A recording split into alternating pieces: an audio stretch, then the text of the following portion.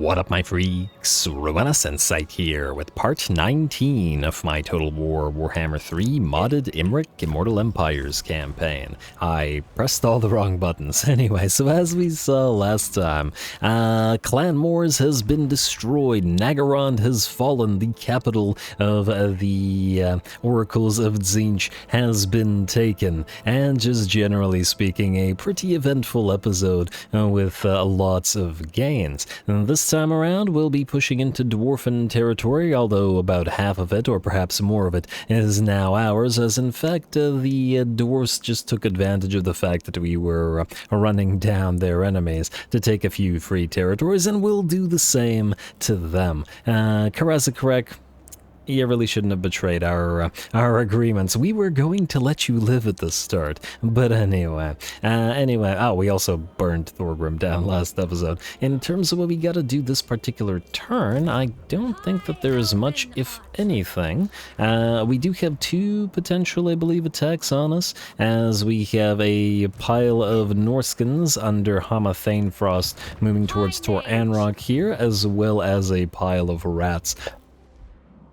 I went to the wrong place. Under Throat the Unclean, there we go. Moving towards Mount Gunbad. As promised between the episodes, I gave some items to each of those random mage lords, and we'll see if they can hold. It'll be unfortunate to lose any of the items, but, well, gotta try our best to defend so that we don't have to send an army up there for at least a few more turns. Skip the unassigned skill points, end the turn, and let's see what we get in terms of fighting. While the turn is ending, once again we did reach the engagement threshold, though it is starting to get a little bit down to the wire there.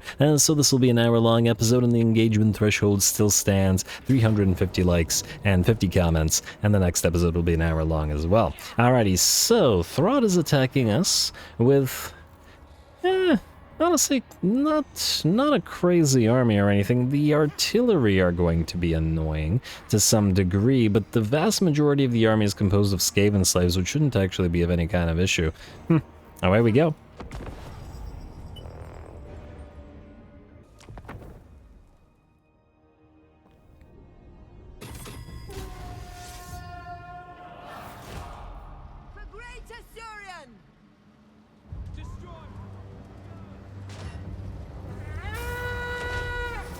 Alright, here we go. I suppose this could go really well for us, or possibly really poorly, depending on exactly how the AI uses that pile of artillery that it's brought. Now, the AI is deployed on both sides of the map, with reinforcements led by Throt and Gorich coming in on one side. We're going to start by knocking out as many of the enemy storm vermin as we can, and then focusing on down the artillery afterwards with our towers. The storm vermin first, because we don't want them climbing the walls, and because, well, most of the other enemy units are Skaven slaves, and let's face it, they're not going to be particularly threatening. And the enemy has also deployed another lord over on this side, and is having all of the artillery actually focus walls down, rather than attempt to go after the units up there, which is a smart move. After a few of those volleys, the walls will go down, and there will be breaches in them.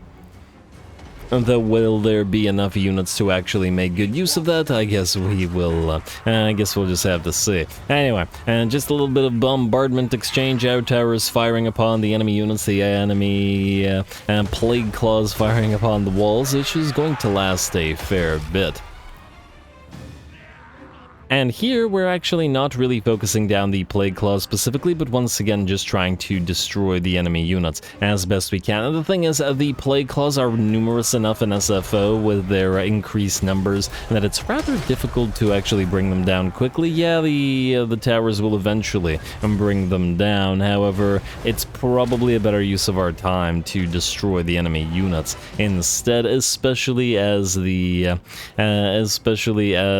once the units are dead, there's really not much the enemy can do. Anyway, Storm Vermin unit is out, especially under the fire from our own built tower within the settlement. And now we're focusing down the first of the enemy artillery pieces. It looks like this one is nearly done for as well, down to about 4 of its 8 Plague Claws. Though interestingly, only about, I don't know, maybe 15% of its HP. And they should be routing shortly. That said, at the same time, our walls are almost breached, and even if we had begun firing on these plague claws since the very start of the battle, there was no way we were going to stop the walls being breached, especially as there are plenty more plague claws where that came from. Rob really likes his plague claws. You'd think that he was Lord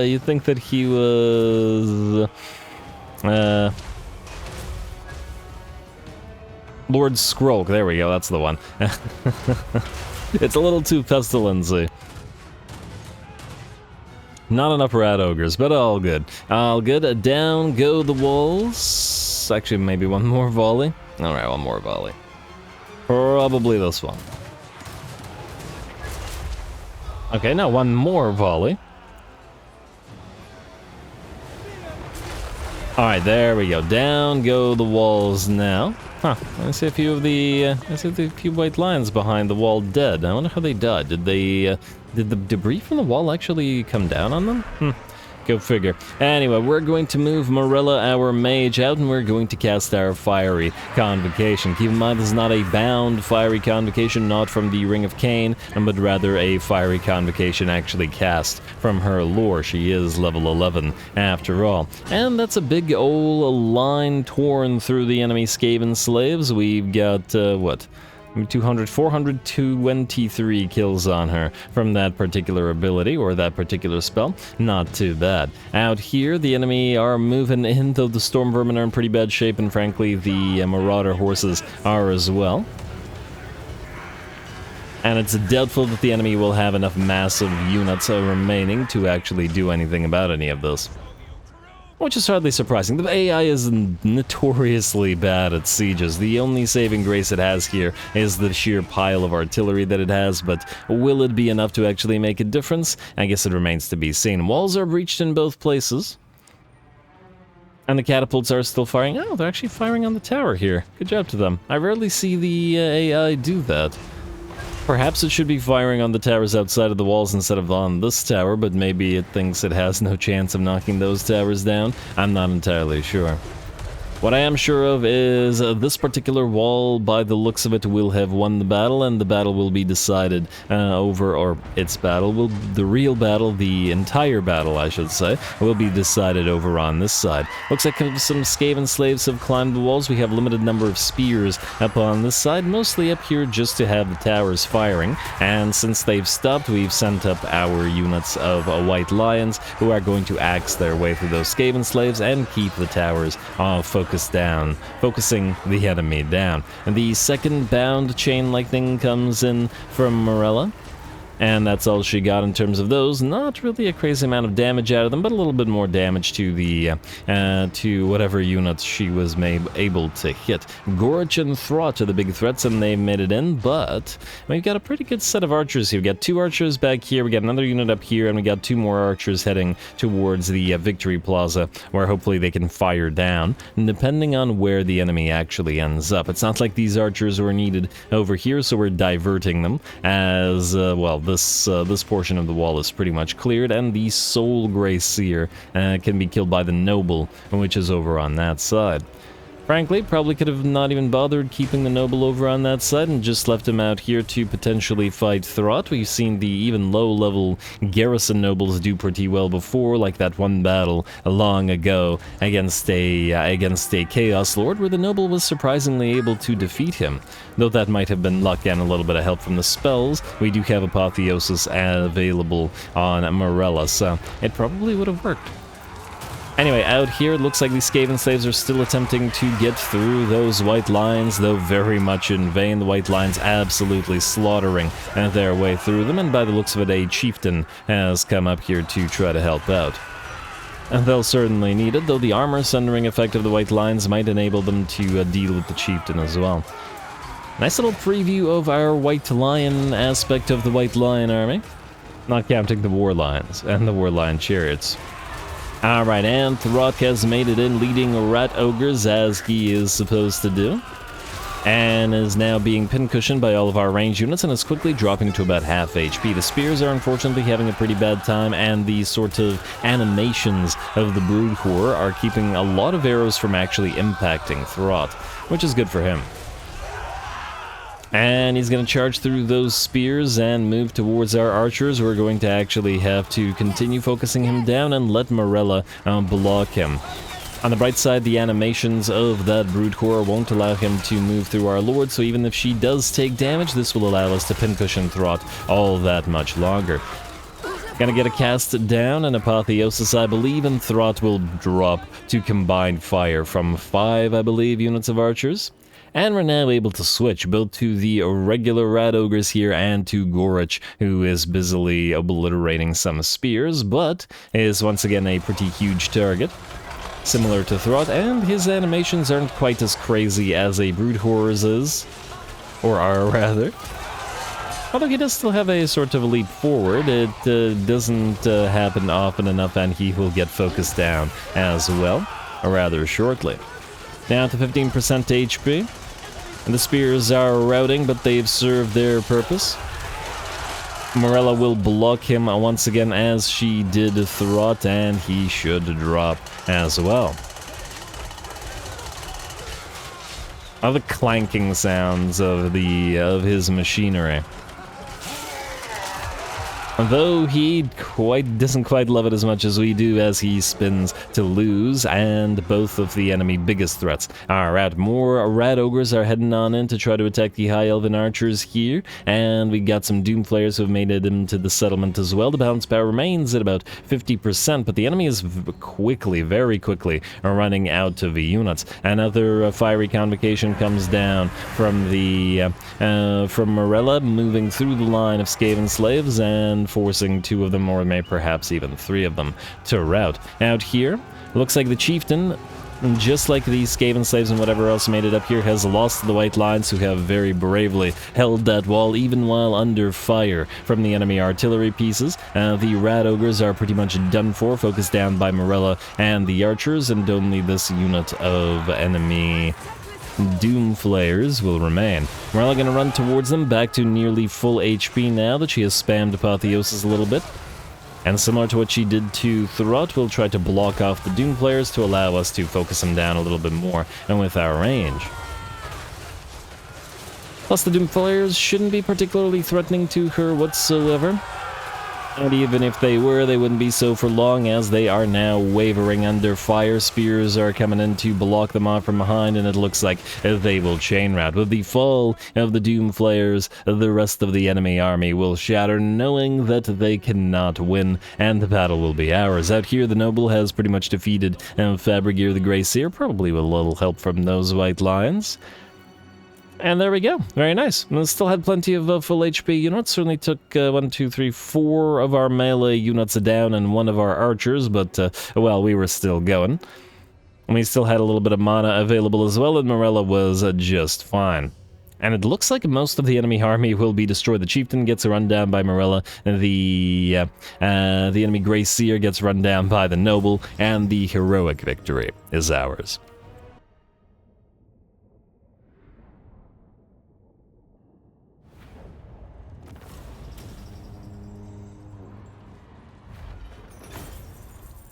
Alright, easy enough. We took a little bit of damage, but that went pretty darn well for us. Not super surprising, since Morella is a relatively high-level mage lord, and she did have a non-bound but actual fiery convocation available to her. 65k damage, 930 kills, and most of the enemy army is cleared out. Now ransom those captives for the additional influence and a little bit of cash, please. And oh, they had to leave a frickin' Skaven plague behind. One last screw you from Throt. Peace treaty with Thorgrim? No, sir. No, it's too late for that. You really shouldn't have broken your agreements. I feel like dwarves should be, like, several times more reluctant to break their agreements than other factions should. I don't know. I don't think anybody would look kindly upon a dwarfen oath breaker. Anyway, you want us to join war against Hag Grief? No. We're already at war with everybody up there. It's enough for now. And oh, okay, for a second I thought the Sarl wouldn't be attacking us, but here they would. Now I guess we have to ask ourselves whether this is worth fighting. The game already knows it'll be a heroic victory. It'll essentially be the same exact siege with another lord. I mean, we have some manticores in here, but it's a lot more infantry. Without artillery pieces, most of the enemy army will just be stuck outside and just get ripped apart. Plus, this is a stronger garrison. Yeah, I think this is auto-resolvable. I like the other one said heroic victory. I don't remember what it said, but, yeah. No problem. Oh, the enemy army isn't completely destroyed. That's interesting. Maybe I shouldn't have done that, depending on if they tried to come back or not. I guess we'll see. Ransom Captives, at least we get a little bit of influence on you. You're gonna back up, but we do have a army on the way. Settlement infected gunbat. Oh, we know. We know. Now, what do these guys have here? They have a couple of Master Assassins leading. If it weren't the Master Assassins, I'd probably send Morella in to clean them up. I don't think, however, we can auto-resolve it. Even though I feel like she'd be able to... Ooh, whoa. Caledorian Dragon Rouser. Melee defense plus 10 for all dragons. Yes. Yes. High Elven Archmage.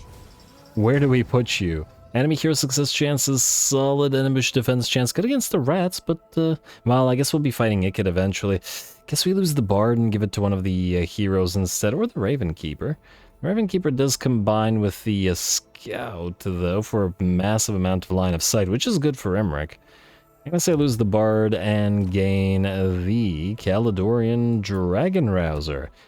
Idle in a region with the dragons. Okay, that explains why we didn't have one of those before. And I take it that these, yeah, they can only be given to lords. Imagine if you could stack more of those, but yes. Melee defense on the dragon. Lamoureux is up to 87 melee defense. That is huge. Also, you can have the Bard now. Oh. Nobles only. Alright, fine. And you already have an it's a little bit less replenishment for Imrik, but what can you do? Alright, speaking of Imrik. Where do we send you? Fern Harvest. You are supposed to move to Sump Pit. You can't reach it in one go, though. You could potentially take Karak Azul and then go for it afterwards, depending on if we attack Cazador, who is still standing. What is this army? Oh. That explains why he didn't move. He has a giant pile of basic garbage. I think out of these battles, the only interesting one will probably be Phaedion's, because she has Shackolot and YMWRATH in her army now, which she didn't before. And we haven't seen those guys yet, so I think we fight this one. This one, depending on what the auto-resolve says, kind of... I mean, it's a pile of miners. They just get pincushioned, let's face it, by these guys. We could also wait for another turn, but I think now that we've closed the distance, perhaps we've no need to. Also, before I forget, Recruiter Zamdilla. Let's get those white lines, or continue getting those white lines up and running. We want 2 more line chariots. We want 4 more, let's say, regular war lines. 1, 2, 3, 4. And that's the entirety of our space here. Huh. We should also build some phoenixes. Where are we at here? Okay, 2 turns. Alright, we'll wait for that. We'll wait. Yo. Citadel? Now it's gonna take 4 turns, meaning you can go back to, I guess, growth. For now, it's gonna be, well, you're gonna be growing a while, but the walls are still closing in. Kolek and Zatan are nearby now. Grimgor has nearly been destroyed. Down to 5 settlements. As soon as he's destroyed, these guys will probably turn on us, so we'll need the White Lions. If Teclis is done down here by then, we'll probably send him up here because, yeah, shambles. Everything north of us is a complete shambles. The Empire is destroyed, and the Mountains of Morn are in trouble as well. Anyway, here... Chariot... ooh, yes, monthly festivals. Right. I was gonna go for that earlier, but then wanted to briefly grab the banners of Caledor. There are a few other really nice things in here. I don't know whether we have the money, so we'll select monthly festivals first for the public order, and then we'll do the other thing after. Imrik. You can't reach Black Crag, but you can reach it next turn, so I think we'll hit it next turn then. Actually... Dragon Rider. You can't reach Black Iron Mine, eh? We could use Fern Harvest to take Black Iron Mine, but this is just going to allow this guy to build more troops up. Though I suppose then we could send... Wait, what's that Black Crag? If Imrik could go from Black Iron Mine to Karak Azul, and this guy probably... but then he'll just jump to Desolation of Nagash, and then we'll have to chase him down, it'll be a whole thing. I think Karak Azul is the way to go. And if he attacks us, frankly, I'm sure this army will be fine. Alright, fine, we'll do that. Imrik, then you are going to go... I mean, if you're going to be busy here and then here, we'll send Imrik up to Black Crag. Wait, no, we can use Arbanel to take Black Crag. Can she take Black Crag? Maybe. I'm wondering in terms of auto-resolvage. I could also risk it. Have Fern Harvest take Black Iron Mine with Imrik as a reinforcement. Then Imrik take Karak Azul and Fern Harvest move past him to Sump Pit. Although if she's right there, nah, I still think that the original way is probably the better way to go. I wish we had another lord nearby to take all of this stuff. Oh, we have to send Arbanel to Dringo Karaz anyway. Alright, fine. Arbanel, you're gonna go down to Dringo Karaz. We'll take that next turn with you. And if that decides it, Imrik, then you're gonna go to Black Iron Mine and then loop back around to Black Crag. Fern Harvest, you are going to take Karak Azul. And we'll declare war on these guys in a few seconds. Just had to figure out who had to go where. I probably should have put Imrik in channeling instead, but whatever. You are currently at war with only the Creeping Death, and there's probably no good reason to ask them to join this war, as they'll just, you know, they'll get upset about it. Man, it's so bizarre how we have no military allies, only defensive allies. I didn't ask those guys to join, right? Okay, close victory. Tyrannoc Chariot's dead. That's unfortunate, but not surprising.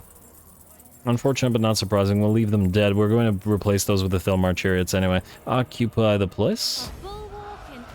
Which actually reminds me, do we have access to Thilmar Chariots yet? Do we build a nearby thing that could build them?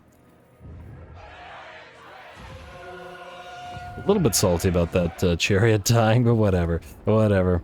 All good. They're just Tyrannoc Chariots. And since we have White Lion Chariots...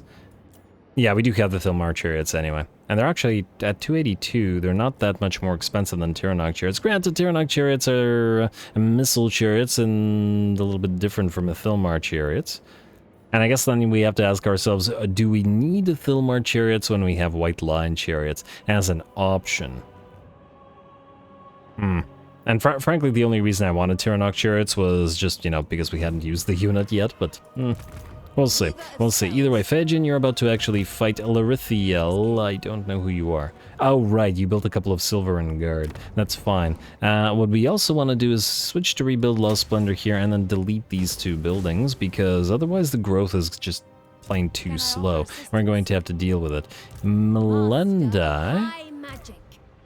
I take it you can't destroy this little army, so I guess the question is, will it leave? I'd love to get you off field. Frankly, Larishian has bigger fish to fry than you, but wasn't there were some islands down here. In fact, there were a bunch of islands, plus we have to send her to the Galleon's graveyard. We could just leave and assume... then again, the auto-resolve did damage those guys pretty heavily. Alright, you know what? Moving this reinforcement. It's only a single turn. It's not going to make that much of a difference, let's face it. At least I hope. And come on, Melendai, go here. You've leveled up nicely doing all that, though. And auto-resolve this guy. Alright, I'm sure he'll be back, which means we may want to build a defensive structure here. Larishian Obsidian Lodestone, you don't need it, though you will need other items, so we'll deal with those later. Melendai. Stay here for now. I remember we'd have to get rid of the promenade. This place is just leveling so slow until Tyrannoc is... Tyrannoc becomes one of our minions. Oh, actually, speaking of Tyrannoc, we have no military access with them. Whoops. So we just trespassed. I mean, not a big deal. Ooh, defensive military alliance with northern provinces. Yes, please. Finally. Alright, okay, this probably means they're very much in trouble, aren't they? But at least they'll give us vision. Plus, I would like to... Damn, isn't that and Nulnar pretty much done for as well? But it's really the Cathian units that we wanted most of all, so... speaking of the Cathian units, Outpost. Is Nangao alive? It is alive, but... we can't build anything there. Weijin is generally kind of dangerous as a place to build stuff. Pomei is an option, though it is right beside Village. Oh, Shenyang is an option. Oh, okay, well this is relatively far from any enemies. Alright, Shenyang it is. Well, okay, normally Shenyang would belong to the western provinces, not the northern, which is why I didn't think of it. But anyway, Badian, you'll find in a second. Larithiel, you need to push these two Silver and Guard to these guys. Do it by sea, I guess.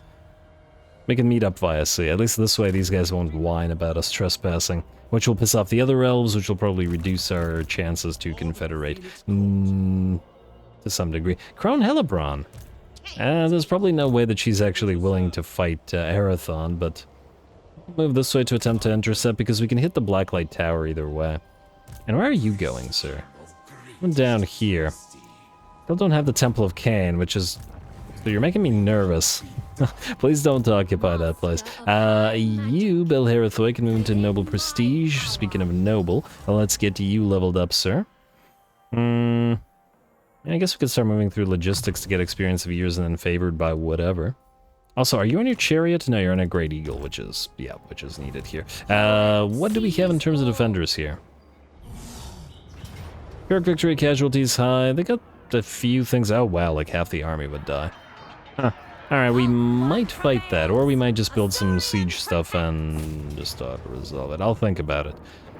How would this battle go? We'd tear down the walls and tear down the towers with our eagle claws and then pincushion everybody inside, which is not particularly interesting in a siege battle, a little bit more interesting in a field battle, in my opinion, which is why I'm considering auto-resolving that one. Belharathoi, you're fine. Especially since we've effectively broken Malekith's faction on field. Architect Luaran. I guess you're stuck at the Tower of Gorgoth, aren't you? There's nothing else. Oh, actually, yes, I lied. You have to go down to Fortress of Vorag, which is ready to build some stuff, or at least it will be in a bit. Till now, you are in Noble Prestige already. Hit Akendorf, please. Kill Cazador. Decisive victory, low casualties. I mean, yeah, it's a bunch of miners. Auto-resolve. A little bit of damage, but honestly not even that much. And occupy. War Banner, another Beard Weaver. Great. Great. Every time I get a Beard Weaver, I'm happy because we can give these to influencers, and then maybe they won't be so useless if they're not dying constantly. Anyway. Oh, I still can't believe that happened twice in a row. Teclis, you have to push towards Demon's Gate, but the first thing I want you to do is to trade your Lothern Seaguard to this army. While I'm sure they're great... What would you have of me? Okay, you two will separate your armies now. Yeah, alright, like this, and then Noble, I'm gonna pop you into this army rather than Teclis's. And just to heal you up. There we go, a little bit better, and hopefully that'll allow this Lost Palace to be taken by you. And, ooh, Gwyndian. You've completed a lot of the recruitment, not everything, but in a good place now. We'll build up the War Hall here, and we'll build up the Gate Guard garrison, and you can sail out, and hopefully join Astakar with more units. Land. Huh? You can only land here? I'm gonna have a tough time catching up then. Whatever. I just gotta transfer those Lothern Seaguards so that the upkeep reduction is there. Also, we need to get you to level 10 ASAP to get additional upkeep reduction. We were at plus 16k per turn, now we're down to 9.8, and on top of that, it's going to be even lower within the next few turns as we're just continuing to recruit. Go into Noble Prestige, I guess. See if you can't auto-resolve this. Yes, you can, good. The winds of magic guide us. I mean, sure, we could fight the battle and just spam our spells at them, but I think we all know what would happen. And what about you? Close victory? Good. Destroy the remnants of these. I mean, if we defeated Throd, this should be no problem. Ransom captives. And now here's a question. Do you still have to remain on field for your plus influence to work? I got that plague as well. Because I don't know. In purest form. Either way, we don't need these archers any further, and while I'm sure the rats are gonna come back, they're not here right now. Do we need to set an anti-plague thing? Do we have an anti-plague thing? Yes, we do. Banish corruption. Oh, that'll help with the growth, which would be the next thing that we want to go anyway. Also, we now no longer need the defenses at World's Edge Archway, and we go for Fairground or Elven Embassy. I'll start with the Fairground for the construction reduction. Once we're up at tier 4, we'll delete the manor and replace it with an Elven Embassy. Getting there. 14 per turn. I'd hate to waste it, but 344 gold just to keep you on field. I'll think about it. I might delete her. Anyway, Faedin, it's time to get those dragons in on the action, shall we? Before we transfer them to Imrik. Lilith's Blessing, Awaits us. Vigor Loss Reduction, and Miscast Base Chance. Versus additional XP. It doesn't matter. It doesn't matter. Caradron Pyrrhic Victory, that's what I like to see. Much more interesting than Heroic Victory or low casualties or whatever else we've been seeing. This should be fun. Go.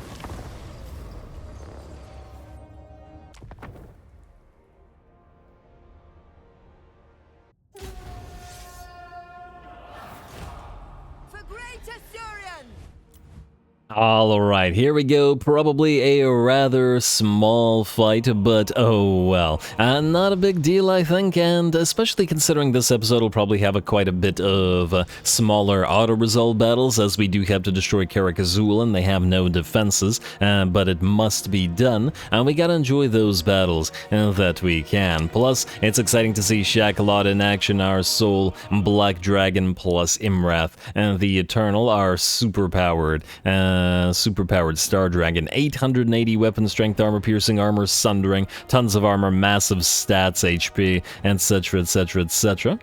Primal Rage will power it up further, and SHACKOLOT has that Earthshake, Earthquake ability, which I'm excited to see get used. Anyway, Faedin moves in. Frankly, she could probably clear most of this army herself, as we've seen her do crazy things in the past. And damn, is she fast. She's got 189 speed on that eagle, almost 200 speed. Pretty insane. And certainly a reason to potentially keep her on the eagle should we desire to do so, rather than the dragons. Sure, she could probably be a little bit more fighty with the dragon. But the ability to reposition like this is pretty crazy. Anyway, here comes SHACKOLOT and Imwrath, gonna get their Dragon Breaths off. Star Dragon Breath coming down from Imwrath, and Noxious Black Dragon Breath gonna come down from SHACKOLOT in a second, once he picks an appropriate target. In the meantime, there we go. Let's hope the Black Dragon Breath look pretty cool, with the dark green sort of color scheme of it. Anyway, we get Faedin to cast her Fiery Convocation, certainly a spell used many a time in this particular campaign, and then she's going to bring down the Dwellers Below upon the enemy artillery pieces, whereas the dragons will touch down on another artillery piece as well. Are they threatened by these giant piles of dwarfs? I'm not sure, not while the enemy has basically nothing in terms of range damage. And at the same time, while Faedin has heals for days. Gotta love the glowing eyes on the Black Dragon as well. They glow very, very brightly.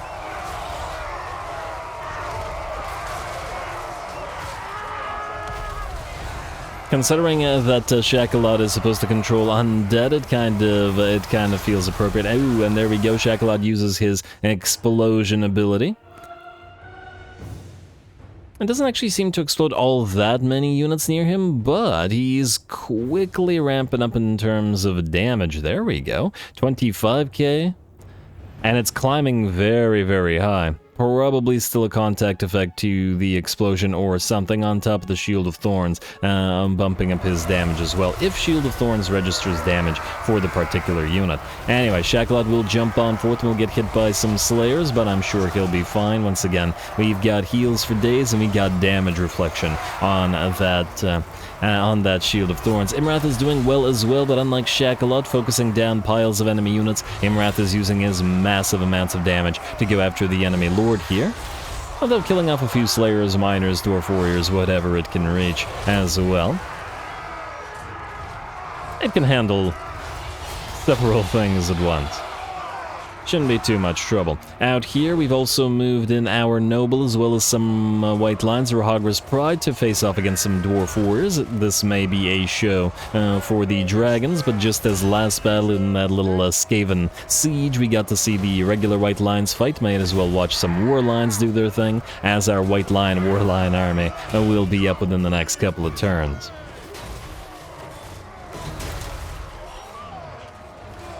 Gotta herald them with the elites, and of course Rahagras Pride will soon be joined by the Pure Main Company, who are very slowly making their way in. Another vortex comes down, another dwellers below, and it actually kind of looks appropriate around SHACKOLOT, even though he is a sort of undead controlling black dragon. And as the green glow is matched by the dwellers below. Anyway, Imwrath comes down once again on the enemy lord, looking absolutely fantastic here. The enemy lord not so much, as he's down to about a quarter of his HP. And Fadyan continues flying overhead, surveying her battlefield, I guess. Alright, and SHACKOLOT comes down to join Imwrath.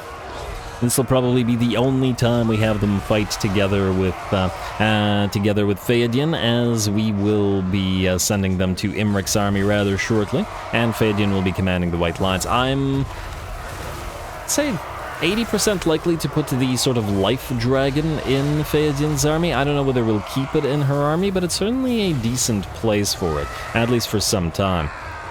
Later on, if we manage to acquire a bunch of, Treeman or Treekin, and then we can pop the Life Dragon in that army. Or Forest Dragon, I should say.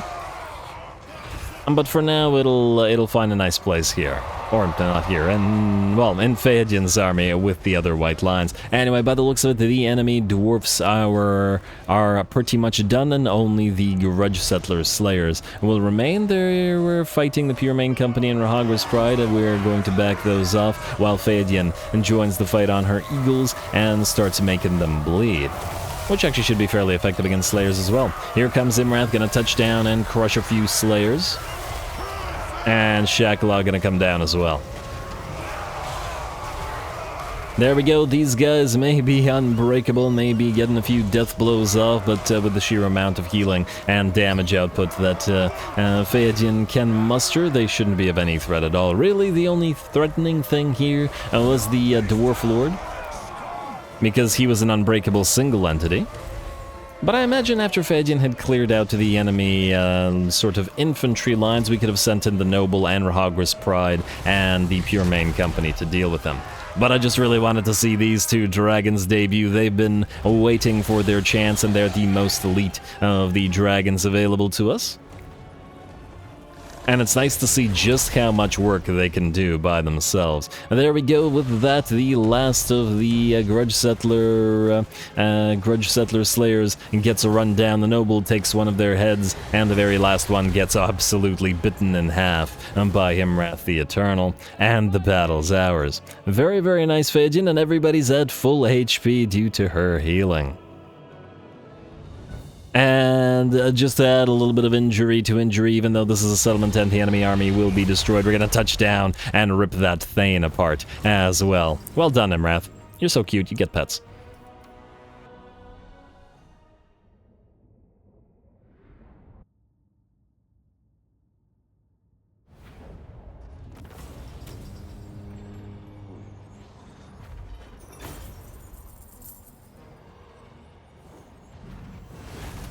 Alrighty, there we go, and lovely little debut for the two dragons. SHACKOLOT particularly impressive with that explosion ability that he has. Imwrath actually dishing out more damage as gold value because he was busy fighting the enemy lord, but in terms of pure kill count, SHACKOLOT's explosion takes the win. Well, at least where the dragon battle was concerned. Of course, Fadyan got more kills and more damage, but we're used to her pulling off those kind of things by now. Occupy the place, and enemy killed in battle as well.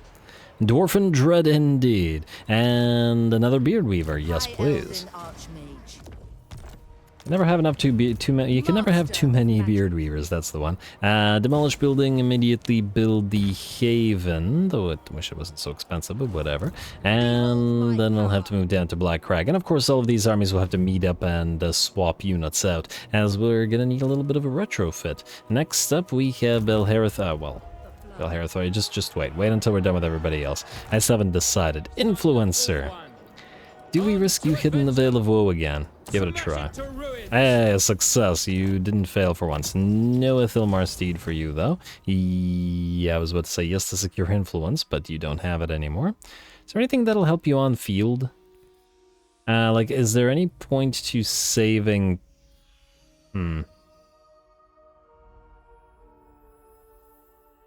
Call of Favors is kind of a field thing, but would we ever actually bother putting you... Oh, enemy hero success chances here. I was wondering whether we'd ever bother you taking the time off from influencing and moving towards our settlements. I think probably not. Just save up the points until you reach rank 10 then. And Astakar, you... Can you build anything? Global recruitment? Funnily enough, you could build more Lothern Seaguard, but with these guys, you pretty much have everything you need, minus the 2 units of Gate Guard. Ow, I was gonna get you some artillery as well, but I guess we don't have that here. Well, you know what? We can build that here. Assuming we don't build the spices or something else. Either way, that army will be there for auto-resolving, so it doesn't really matter. Alright, next up, Dragon Isles. Let's build up the Elven Fairground, and then finally we can get you back into growth. Because it's going to be a while until Dreadrock is upgraded. Plane of Bones, you need to switch to Rebuild Lost Splendor, as we'll be building up the buildings in the Fortress of Vorag. You're fine for now, Quintex. Black Fortress is fine as well, and will be for a long, long time. Dawn's Landing. I think we fixed everything that we needed to here, at the very least. Built stuff. Tyrant Peak. Promenade, yes. Estate, yes. And... either Elven Gardens once more, and come from all those entertainment buildings. Maybe we do have a lot more entertaining buildings. I guess the question is that more than the Elven Fairground reductions? I'll build the Elven Fairground for now. We'll redo some of those once we're ready. Once we have sufficient growth coming in and we can build more Elven embassies. But for now, and as always, we just ever need more growth. Bleak Coast, you're fine as you are with the public order. Nagashas, are you ready to switch now? No, you're not ready to switch. Alright, fine. A little bit of building. Mount Gunbad, you are switching to the anti-plague thing. I'm gonna forget which places have which commandments. Crookback Mountain. I think you no longer need the War Hall here, and frankly, it's unlikely that you're going to need the defensive structure here. I mean, yeah, these guys could push southward, but by the time they reach Crookback Mountain, several of our other territories will have fallen, so there isn't really any need there. Gorgoth, you're fine. Karazakarak. I guess we're going to switch you to Rebuild Lost Splendor and then upgrade you next turn. Toranrock, you are fine as you are. I am tempted to uncollect the income just so you grow faster, but not now. Harbor here at Pigbarter. I guess we could reduce the costs next turn with Luaran, so we'll do that. This place is fine. Desolation of Asgore. Oh, it unordered itself. I hate how it frickin' does that. You're going by thing, and then it kills your order, and then it's confusing. Anyway, Nagarond, the new place. Do we need defenses here? I mean, once all those things are up, once all those guys are built, we won't need those defenses. And it'll take 8 turns to build them anyway. Also, don't bother collecting income, please. Growth, you're tier 3, and it's gonna take a while to grow.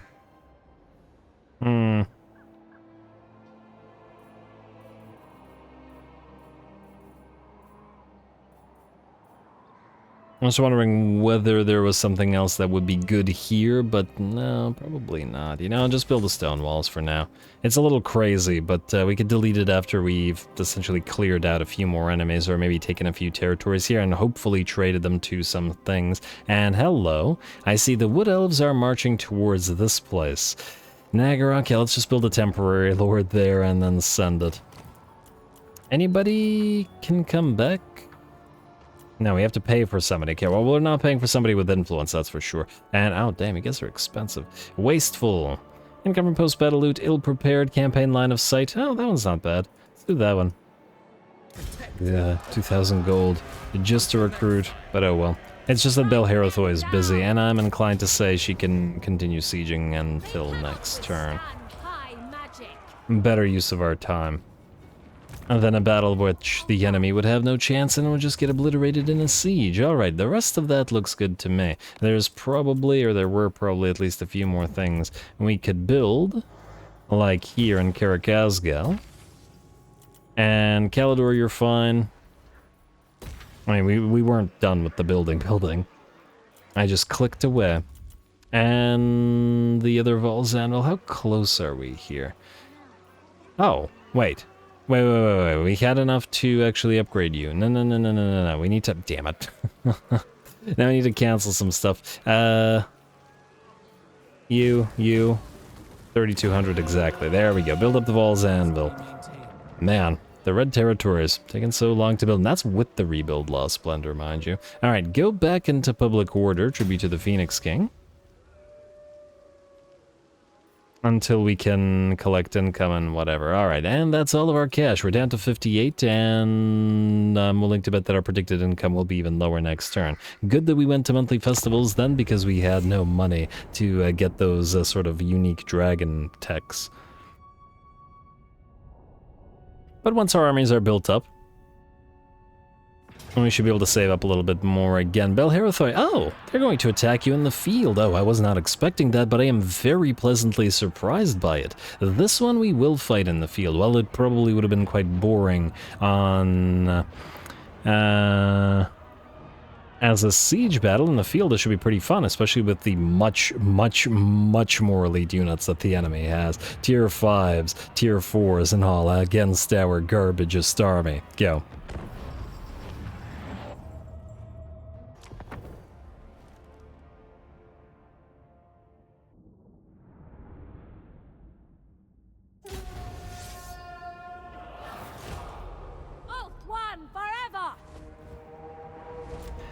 Alrighty, Ulthuan Forever, or perhaps Caledor Forever would have been a little bit more appropriate, but anyway, here we go. Should be an interesting fight and probably a fairly difficult one, as the enemy, at least their melee, are going to be considerably tougher than ours, and frankly, Dark Shards with shields and even regular Dark Shards should be quite a threat to basic High Elven archers. Nonetheless, this army has that item that gives the entire army Vanguard deployment, as long as it's composed of the basic units, which is why we're going to keep this particular army around in its current state. Now, if you're wondering why we didn't use the Vanguard deployment, here's the thing. Normally we would, and the best use of it would be to deploy sort of right here, like this, on one side of the map, where our archers would be able to focus down and probably cripple roughly a third of the enemy army before the other third could react. And fortunately, because of the tree lines sort of being on this side and this side, we couldn't really do that, and deploying directly in front of the enemy wouldn't actually work out so well. On top of that, the enemy, for some reason, has the Summon Demonettes ability. I don't understand why they have this ability here, as this is Malekith's faction, and I'm not entirely sure what this is from.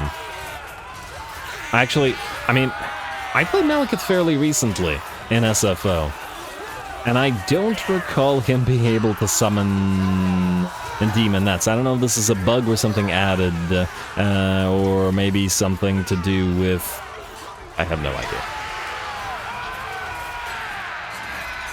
Unless his faction was corrupted by Slaanesh and there was a mechanic to do that, I don't see why he'd be able to summon Demonettes, but anyway. It's quite annoying for us, as Demonettes would be able to absolutely shred our High Elven archers, while the Noise Marines shred on guitar. Well, no, okay, wrong sub-franchise, but anyway.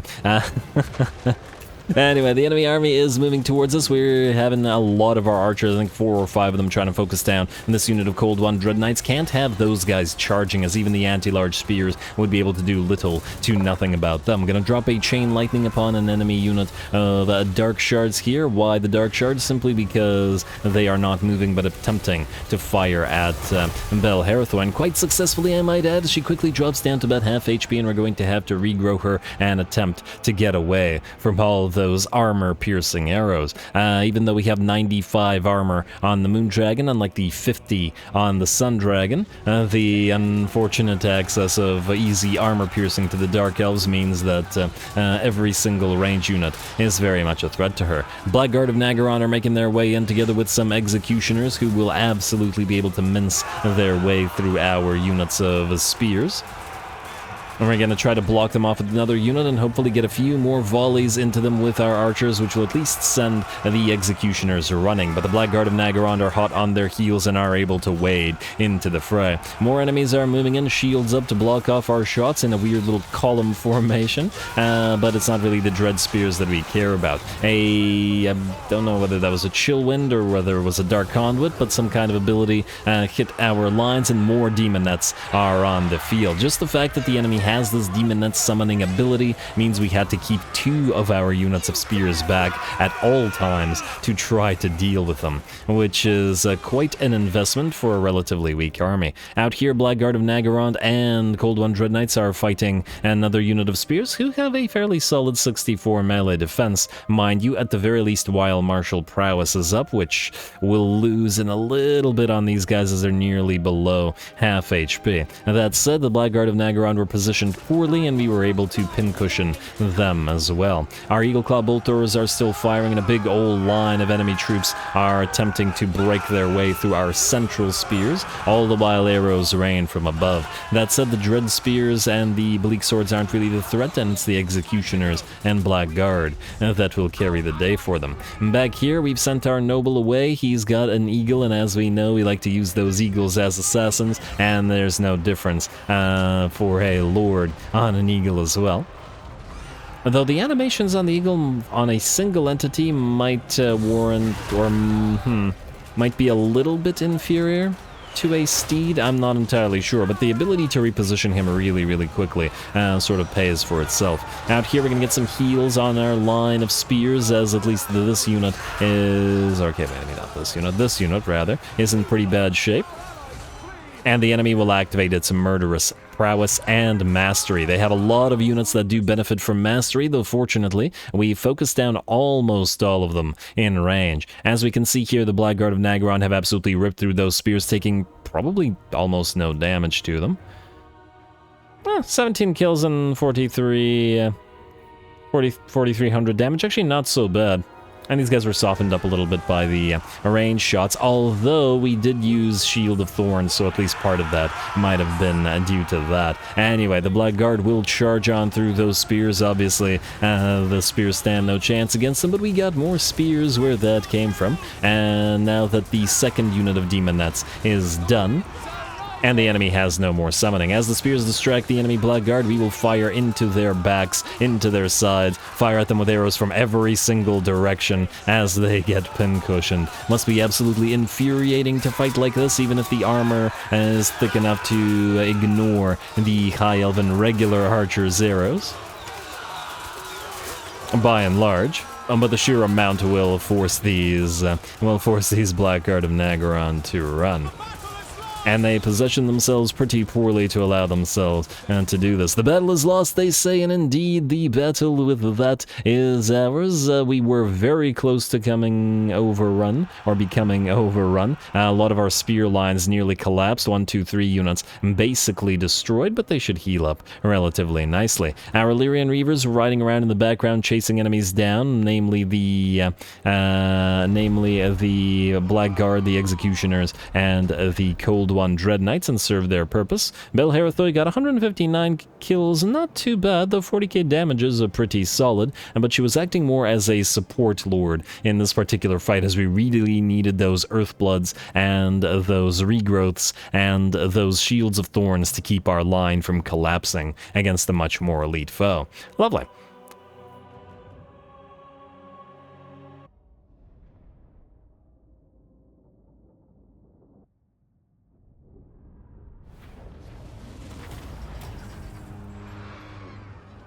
Alright, very nice. Our weakest army by far, and it severely lacks any armor piercing on those non-heavy arrowhead archers, but, well, it still worked out reasonably well for us. Bill Harathoy's been around for a long time, and she's been doing a decent job commanding this army with the sort of unique aspect of the Vanguard deployment, and since it only applies to the basic units, that's why we'll probably never change anything out here. I do wish that we could get the Eagle Claw Bolt Throwers Vanguard deployed as well, but, well, at the end of the day, probably not the most needed. Let's force labor, because we want to auto-resolve the rest of this and just hope that it doesn't kill off the rest of our troops.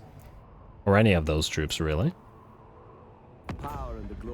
Elspeth, you want us to join the war against the Tallyman. I don't see any need, and frankly, I don't see you surviving much longer. With Chaos having fallen, with the Empire having fallen and Kislev essentially having fallen, I wonder if Chaos will proceed to Athaloran.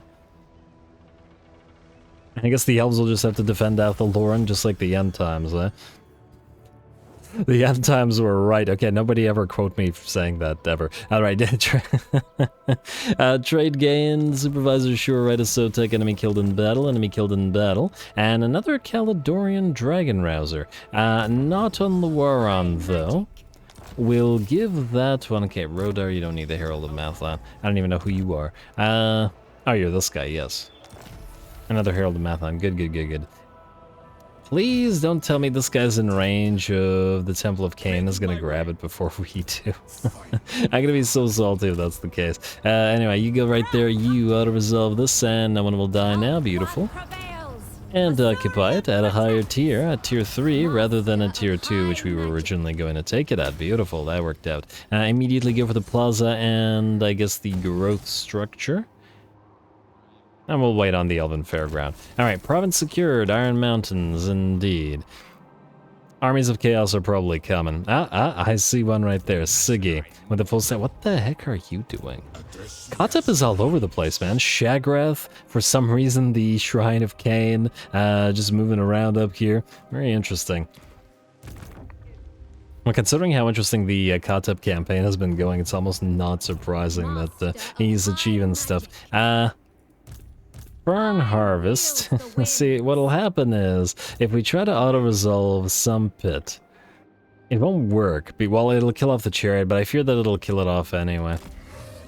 But nonetheless, I think I was going to send Imrik round to a Black Iron Mine. We'll have somebody else do that. Like Fern Harvest, for example. Ooh, also, Recruiter Zamdilla. I would like you to take 2 more turns.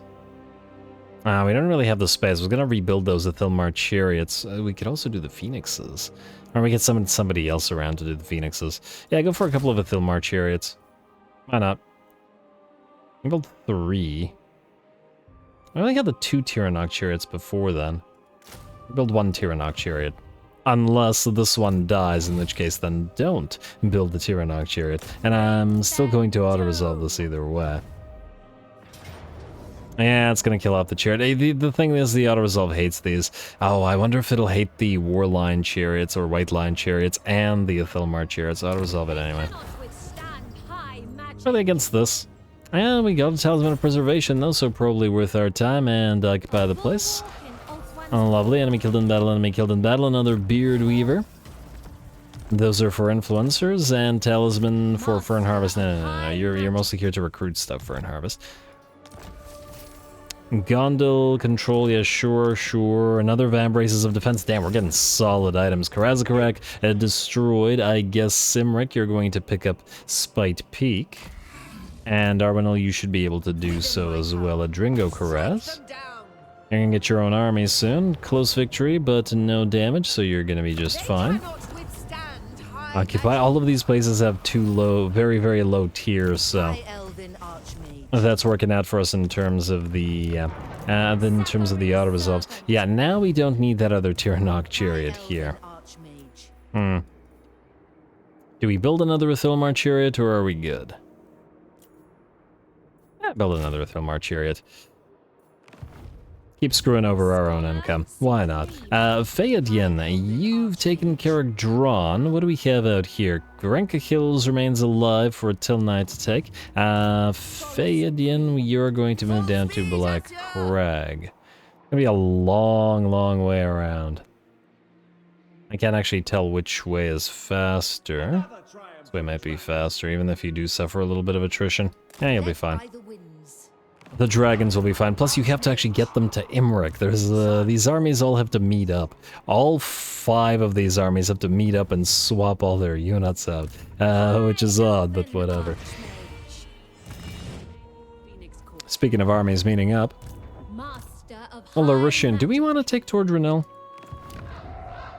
Just because we're here. There's a bunch of islands here anyway. And this is where we were gonna send you. Take toward Ruinous, it's just a bunch of garbage. And rebels. Yeah, it's a bunch of marauders. I was thinking maybe it was enough of an enemy to be worthy of a fight, but no, not really. Alright, Ranger Standard for Larishan, Barter Thilmar Steed. We probably will actually trade toward Ruinous away, because we don't want to bother attempting to hold it. You have also gotten Ardent now, so Lothran Seaguard and Co. Let's get you Militia Master first. Bowmaster second. Because I have a feeling this impacts auto-resolve more. Not entirely sure, but I just have that feeling. Larithian, Remnants of Battle I think is pick-upable, as in it's not a actual battle, meaning you can grab it and keep moving towards this way. It's a C-Corpse, okay. Alright, come on, come on, come on, come on. And what do we have here? Felcar. Well, the Arabian arms would have actually been more helpful there, but just do Fel Cargo. And of course, it's wax-sealed rations, which would have been great on you. But frankly, we're probably not going to go back down this way for a little bit. Even though the Galleon's Graveyard is up and running. Ooh, actually, wait. I want to see... Dashing. Okay, so this is the Silverhelm Commander, although this is better on a Prince than a Princess, because it's a melee sort of... thing. Chariot, Lothran, Skycutter, and Eagleclaw Bolter. Oh, you could be a Chariot army leader. Although that army would be just impossible for auto-resolve to, you know, not screw it over. Ooh, Doctrinal, White Lions, Swordmasters, and Phoenix Guard, eh? Yeah, some interesting stuff. But nothing that we necessarily want right now. Do we have anybody else with that lovely emollient trait? No. I want that trait for the additional public order. I think it's only nobles that can get it. At the very least, I haven't seen any of the mages get it so far. Alright, let's also take a look at the Handmaidens and the Lore Masters, because there's some really good stuff.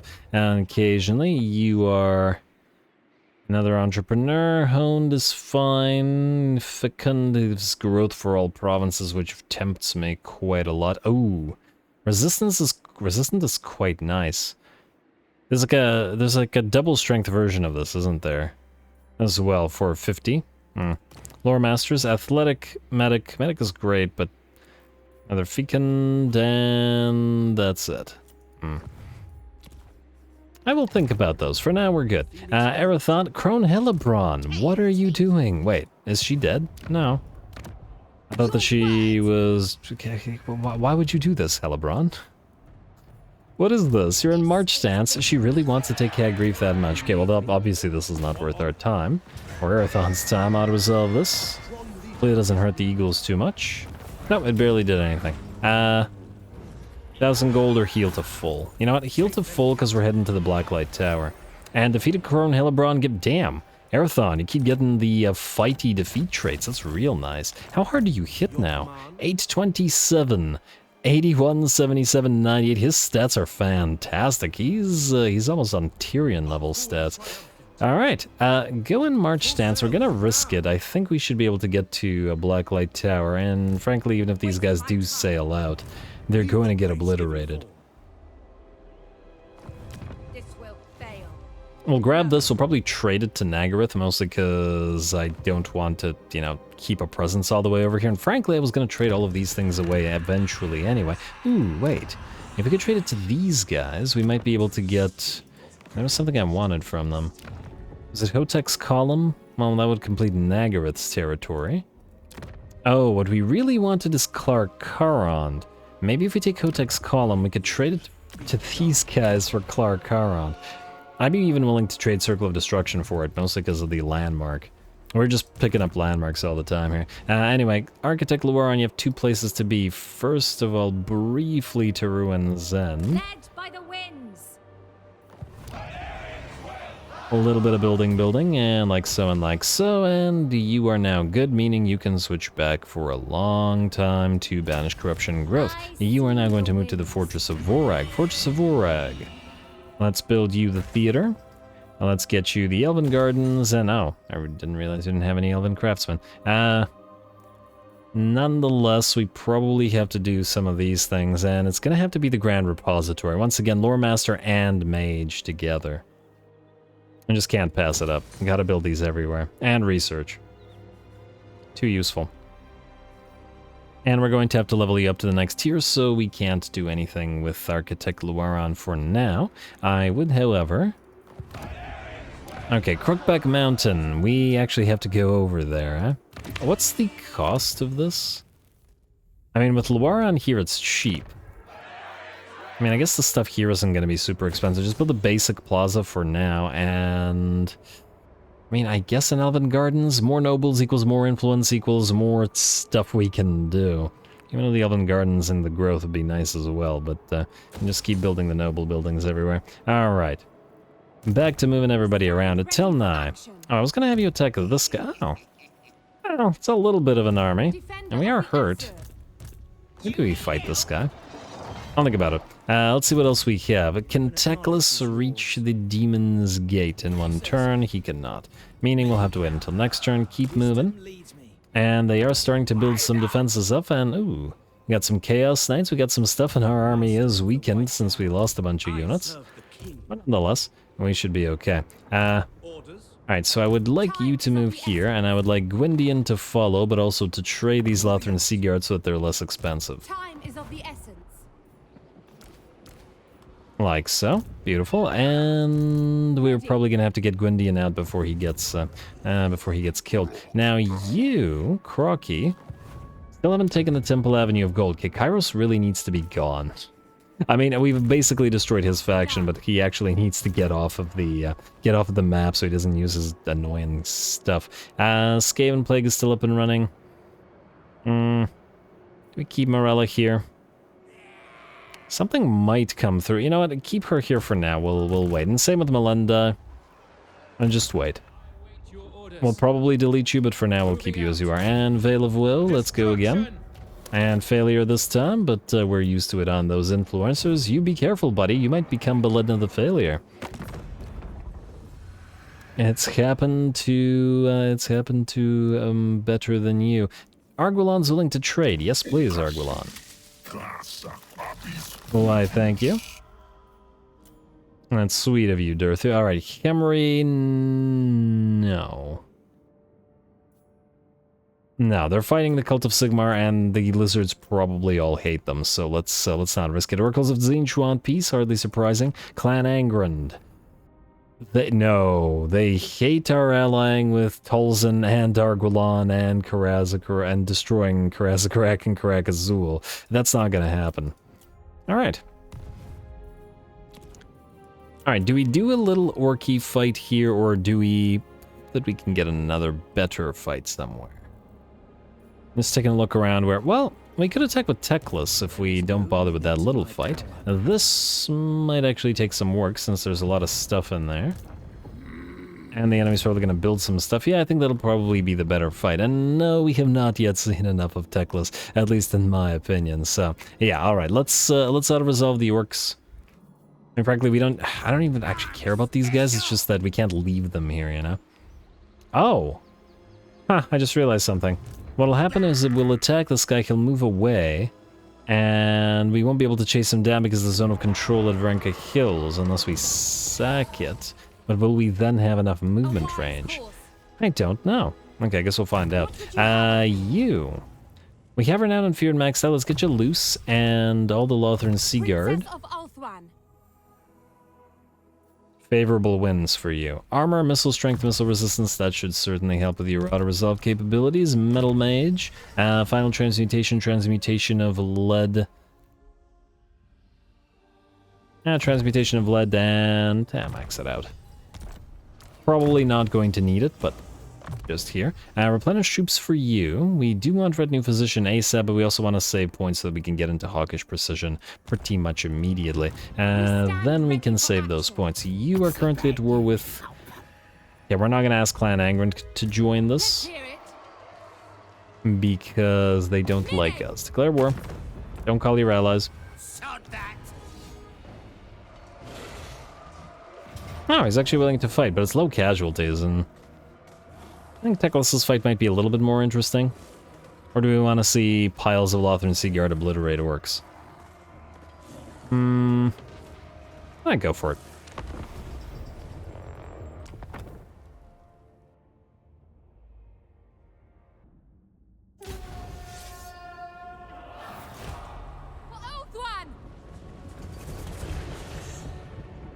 Alrighty, here we go. You know, I originally expected this episode to be pretty much an all-admin episode, or at least a very admin-heavy episode, but this is our 4th battle. And on top of that, despite the fact that we attacked Karak Azul, we've got 4 battles against 4 different factions now. And with the Orcs, Skaven, Dark Elves, and, well, Karak Azul Dwarves as well. So nice. Nice bit of variety, nice bit of battling this time around. I'm pleasantly surprised. Anyway, we're going to start the battle off as we usually do with our Heralds of the Wind, Illyrian Reavers, annoying the enemy as best they can.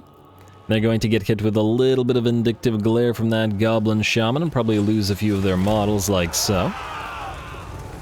A bit of a shame for them, but we're going to back them off behind this tree and rock to hopefully not get hit by another one of those. Frankly, I should have done that from the very start with them so that they weren't vulnerable to magic missile fire, but oh well, not a big deal. They're mostly here to try to annoy the enemy and to try to running at our line of a Lothran Seaguard. We also could probably move the dragon to get a few breaths on the enemy, but that'll probably make this particular battle a little bit too easy. Plus, we are now providing that loose ability to nearby units. Huh, it is affecting them, right? Yeah, we got loose, reload skill plus 10, we got Asur take aim, more reload skill, and Quicksilver shot. Is that from the Handmaiden? Yeah, it's from the Handmaiden as well, so lots of buffs to that reload skill. Ooh, actually, just out of curiosity. Ah, damn, the Storm Riders are a little bit too far from it, because they've already got pretty insane reload. 4 seconds, and 4 seconds without the reload buffs. 7.3 seconds. Man, these guys would be firing at like 3 or 2 seconds or something if they had both those buffs as well. But anyway, let's see how the Lothran Seaguard do. They've done pretty well in the past, and I fear for the enemy here. Oh, and we don't even have the Gate Guard in this army as yet either, but will rather soon, and that's even more reload buffs. These guys are going to work through their ammunition rather quick, and by virtue of it, we'll probably need to get our buff of ammunition in the red line. Alright, and plus we haven't seen the Handmaidens fight a lot, just a little bit of a preview of them as well, as we'll be building a few of them and using a few of them in a couple of armies soon. Because who knows when we get to Confederate L'Oreal. Especially with the rather slow way that influence is coming in.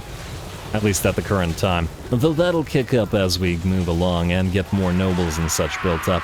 Anyway, piles of enemies are making their way forward, and just as they attempt to charge in, we activate that transmutation of lead, dropping their melee attack and various types of missile and weapon damage by a pretty massive amount. We're going to drop the Star Dragon and the Allure down. I still haven't decided whether we want the Star Dragon or the Moon Dragon here.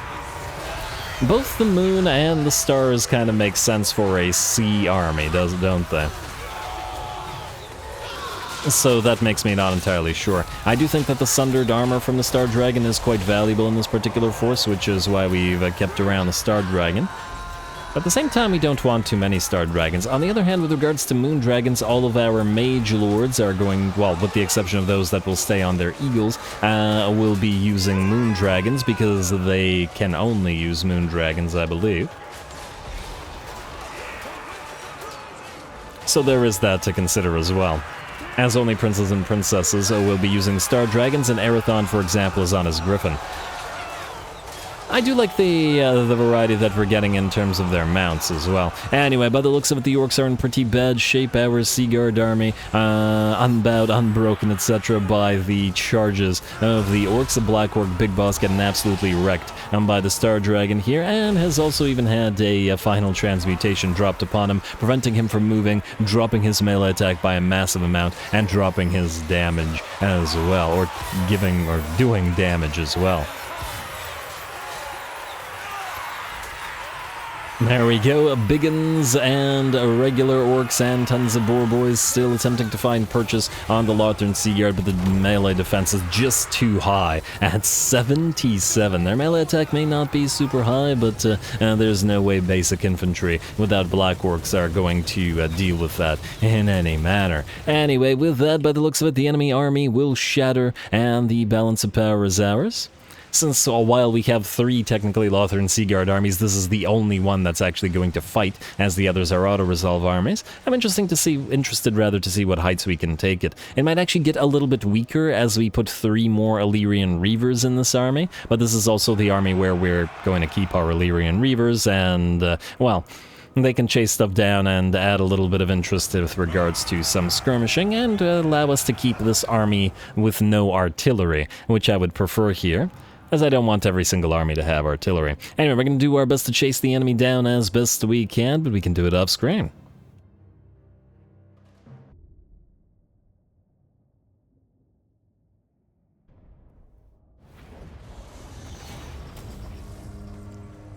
Alright, necessary or not, it was a fun little fight. Oh, base missile damage on that Horn of Fall. Too bad it's only 1 use, considering it's not a crazy buff or anything like that. We'll ransom the captives as we usually do. And this guy's gonna run, and I do have to wonder whether we'll be able to catch him if we sack this place. Oh, you didn't have that item, did you? Huh, okay, well, we'll probably replace that with something better. Auto-resolve this, and sack it, and then try not to move too far. Ow, can't wait too long. And you will be able to catch this army. Looks like you will. And these guys might immediately retake Akendorf, but even if they do, I don't think it matters, because we haven't invested in it at all. Alright, take out Snorkel Weirdy. The name just makes me laugh every time. And yeah, just keep getting that influence. Your request? Which is currently at 22 turns worth. Alright, not too bad. Led's Blessing for you, not that you actually need the channeling either. We'll hit the Varenka Hills and the Forest of Gloom. Alright, after. Akendorf, don't bother collecting income. How many more territories do the dwarves have? 1, 2, 3, 4. Alright, they might survive another couple of turns, though. Surviving, well, surviving isn't living. But anyway, Melinda, Morella, you're all good. Let's build our buildings. Let's end the turn. Let's proceed. Dragon Isles. Nothing to do there. Nothing to do here, at least not for now. Good. And wait. Now, okay, we already have all the tier 3s. You're good. Dawn's Landing, Fortress of Dawn. We go for the spice market and even more. We can't build the Lore Master building right here, which is what we would have wanted in order to get Teclis's stuff. We could also temporarily build the Elven Forge, but the same thing I suppose could go for once we replace the Farrier here, as we probably won't be building any Silver Helms in this particular location. I'm inclined to say Spice Market.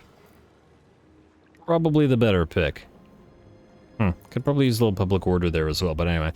Bitter Bay, yes, influence, diplomatic relations, and campaign movement range, so most definitely, but only once we rebuild Lost Splendor. Can't do that yet. Can't do that until the recruitment is completed, which is going to be a little bit more. Alrighty, Elven Artisan is good to go here, even though... You're still using the growth, but honestly it wasn't that expensive in the first place, so it's fine. Elven Artisan here as well, a dead rock gap rather, and it's similarly not expensive, though we can switch for next turn. Despite the plagues, and just because we can build this tower here. Alright, Desolation of Asgore, you're fine. Ish.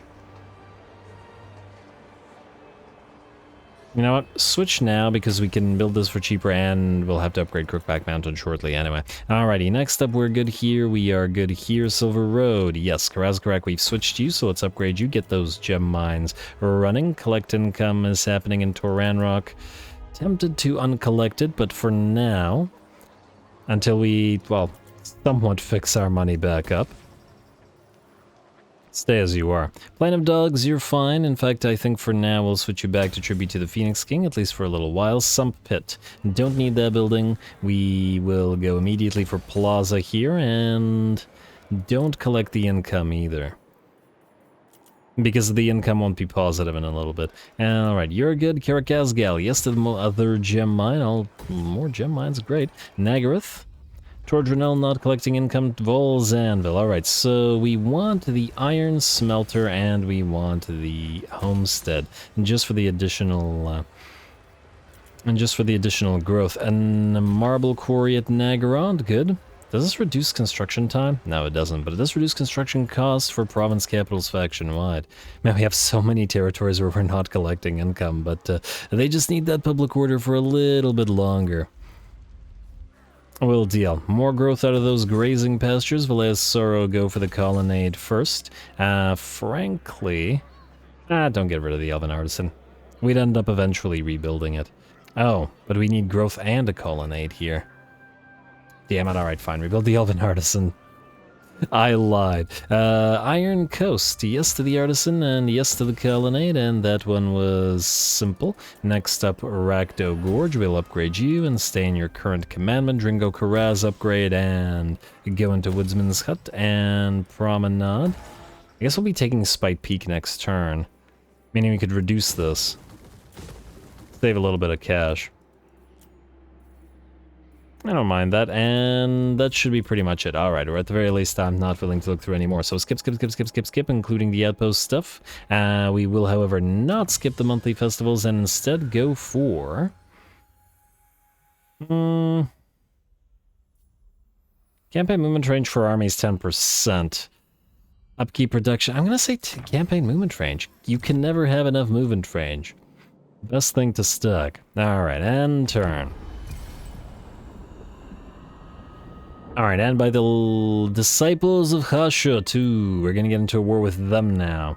Maybe I shouldn't have allied with Vissenland after all. Enter war on side of ally. Well, we're definitely going to need armies, like I said. The walls are closing in, so now it's Disciples of Hashut and Clan Molder and the war host of Jar and the Heralds of the Tempest all getting strong up north and coming south. While neutral elves do nothing. Well, I mean, not nothing. We've done some stuff. And Wintertooth will attack. Oh, wow. Looks like the chums in the water of Isenland and Nuln are pretty much destroyed and everybody's attacking them, and I guess we're entering those wars as well. Alright, Sword of King. Oh my, Nakari. That ain't great. I maybe shouldn't have left you alive up here for so long. Let's just hope that Eltharion claims it. Begins outpost construction, Confederation Hag, Grief, and Karond Kar. Okay, sure. And hey, this guy didn't go for Temple of Cain, that worked out. Alrighty, Herald of Mathlan, a mobile farrier completed, campaign movement range, and if we have enough money, we'll build another thing, and ooh, I don't like the looks of this. Mazda Mundi may be deciding to move in.